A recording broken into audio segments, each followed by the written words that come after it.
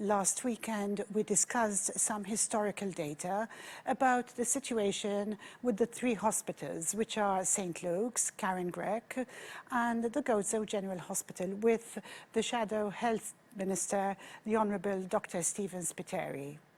Dr. Spiteri took us back to 2014, the year when the new administration in government awarded the contract, a 30-year contract, to a company known as Vitals Global, with no evident previous track record in the medical field. We spoke about how the Memorandum of Understanding was signed by Vitals 5 months before the tender was awarded.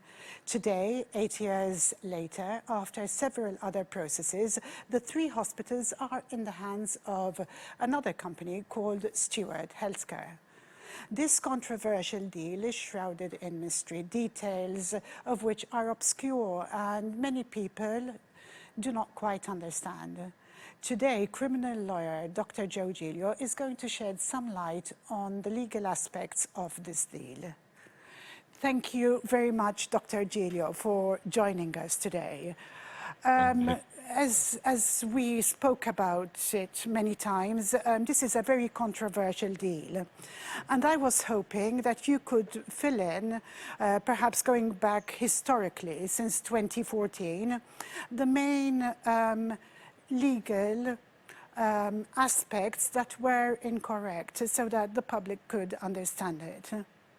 Basically, what we are understanding, Leah, is that over here a contract was given, in respect of which a memorandum of understanding was signed even before the contract was given.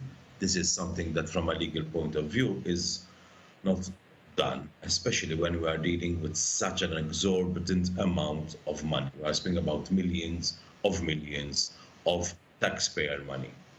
We have a situation, therefore, where an entity enters into a memorandum of understanding. In other words, from a legal point of view, there is a commitment that the Maltese government will be granting this contract to this particular entity, Vitals in this case, even before the whole adjudication process has actually gone through all its stages. This is obviously the first legal aspect, which is worrying and which is also very, very suspicious. The second legal aspect that is very worrying is that most of the details of this contract have remained very much obscure, and it was only after a lot of insistence by the opposition that the Maltese taxpayers have finally started to understand basically how they have been cheated of their taxpayer money. A third legal aspect relates to the fact that there was a contractual commitment by Vitals. Vitals contractually undertook to give a service for the money that we, the taxpayers of this country, are paying to them. It is blatantly obvious that this commitment, which related essentially to the refurbishment of the three hospitals that you have mentioned, did not take place. Not only did it not take place, but there was also a request by Vitals to actually receive even more finance. At one point, when we're still with Vitals, the information I'm using is on the public domain. Yes. There were reports that a further injection was given, a further money injection was given to Vitals at one point when they were nearly going to declare bankruptcy. Can we perhaps shed some light on that? Yes, there was a request by this company for a further injection of money, which clearly shows that, notwithstanding what they might have stated before they were granted the contract, they clearly did not have the financial muscle, the financial ability, the financial liquidity to be in a position to deliver on what they had contractually obliged themselves to do. And the government was very happy to, notwithstanding this fact, give them another injection of capital, again money from our taxpayers, which we taxpayers pay. There is also another issue. Usually when you are dealing with rules of public procurement, Leah, for the benefit of those who are hearing us, are issues where Maltese and Cositans taxpayers' money from the Maltese coffers, and the Maltese coffers are basically filled by what each and every one of us pays in taxes. When you are going to do something like this, you should also carry out a certain amount of due diligence on the person to whom you are going to give such a hefty contract. It is an obligation on anybody who is entrusted with the management of Maltese and Cositans taxpayers' money to ensure that this is used appropriately.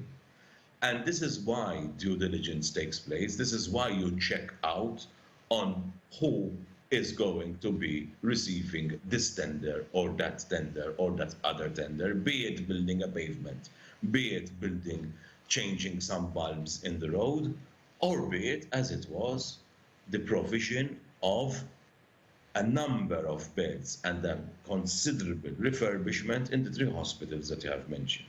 It would seem that this was not carried out, and if it was carried out, which I doubt, because we learned that Vitals had no previous experience in healthcare and in refurbishing hospitals, if it was carried out in a very, very inappropriate way.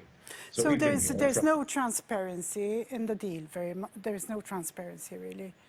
There's no transparency in the deal, and there is a lot of question marks from a legal point of view as to why taxpayers' money should be wasted in the way that it was wasted. Moreover, we also saw that close off on this, that then Vitals simply backed out and sold this contract to Steward. We have also seen, and we feel this especially today, Leah, we feel this especially today in the situation that we are in, that had this contract been implemented as it was meant to be implemented, strictly speaking, we have at least refurbished hospitals, and moreover, at this point in time, another 600 beds for our hospitals. These we don't have and are lacking today in these difficult circumstances where we are suffering a pandemic on account of the fact that this contract, yes, lacked transparency and poses a lot of legal questions, which till today, notwithstanding the fact that the Prime Minister was changed when we have another Prime Minister, and notwithstanding the fact that the Prime Minister of today was the consultant of the Prime Minister and the Cabinet of yesterday, has decided to still not do anything about it. It is not only lack of transparency, not only legally deficient, but I would say extremely worrying. Can we talk a bit about when the process changed from Vitals to Steward? When was that exactly? When did it happen, and how did it happen? When it happened sometime after 2014. I do not have the date in front of me. But what we have is a situation where the company Vitals that was given the original assignment, which was contracted to carry out this refurbishment of our hospitals and to increase the number of beds in these hospitals, sold off the obligations and also the monetary income it was going to receive from this contract to Steward.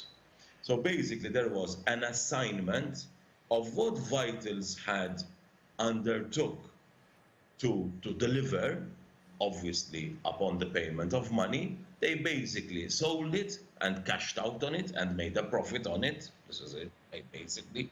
This is, in basic terms, it is like a situation where I have bought a house and I have made an agreement with that I'm going to refurbish this house, and I'm being paid by the owner to refurbish this house. And halfway through the refurbishment of this house, for which I am being paid to refurbish, for which I am being paid, for example, I don't know, 20,000 euros, I decided to sell it to someone else for 40,000 euros for him to do it himself, making in the meantime a handsome profit.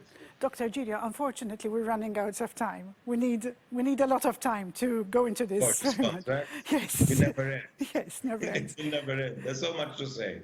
Yes. And it's so strange and so worrying. Thank you very much. Thank you, Dr. Giglio. Thank you. Thank Thank you. I was with Dr. Joe Giglio, a criminal lawyer. We spoke a bit more about the controversial deal with the government of Malta and Vitals and Steward and the running of the 3 hospitals. And we'll carry on more this week. Please carry on sending your queries, your questions, your comments. I do have quite a lot from you already, either to Net News or myself. The Maltese news will air at 7:30. I'm Hogg for Net News. Good night.